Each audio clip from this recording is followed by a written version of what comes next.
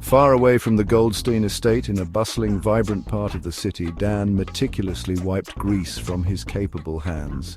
His automotive workshop was relatively small, unpretentious, but always humming with activity and life. Tools of every shape and size hung neatly on the organized walls. The distinct, familiar smell of engine oil and heated metal was his daily perfume. He was a trusted mechanic, well known throughout the neighborhood for his consistently honest work. People from all walks of life confidently entrusted Dan with their precious, often problematic cars. He hummed a cheerful, popular tune as he worked. Today was shaping up to be like any other ordinary day, he pleasantly thought, a day full of challenging engines and satisfying mechanical puzzles to solve. Then an unexpected interruption occurred. A uniformed dispatch rider arrived, looking very official. He rode a large, shiny, powerful motorcycle. He dismounted and handed Dan a thick, cream-colored envelope. The envelope was sealed with an impressive, unfamiliar golden crest. Dan had certainly never seen such a fancy, important-looking letter in his entire life. "This is for me?" he asked, pointing a slightly grimy finger towards himself in disbelief.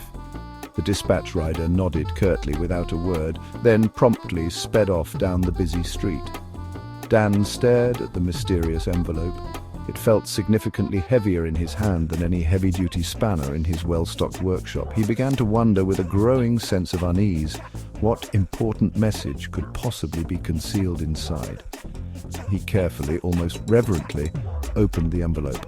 The paper inside was incredibly smooth, clearly expensive. The words printed on it were long, formal, and rather difficult to understand. "We are hereby directed to formally request your esteemed presence at your earliest convenience." It began. Dan scratched his head in genuine confusion. "Esteemed presence, who exactly is this we they are talking about?" He read the sentence again, very slowly, mouthing the words. The letter mentioned a certain Chief Emmanuel Goldstein. The name sounded vaguely familiar, like someone important he might have heard about on the big news channels. He felt a small, uncomfortable knot of confusion and anxiety begin to form in his stomach. This was definitely not a routine bill for recently ordered spare parts. His good friend, Tunda, who ran the popular buka nearby, came over for his usual midday chat.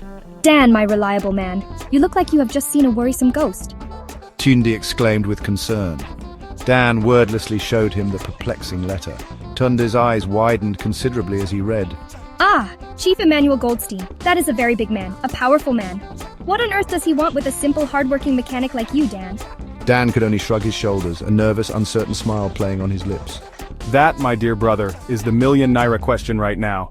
I sincerely hope my trusty spanners are not somehow in deep trouble." The letter felt like a formal invitation to an entirely different, unknown world.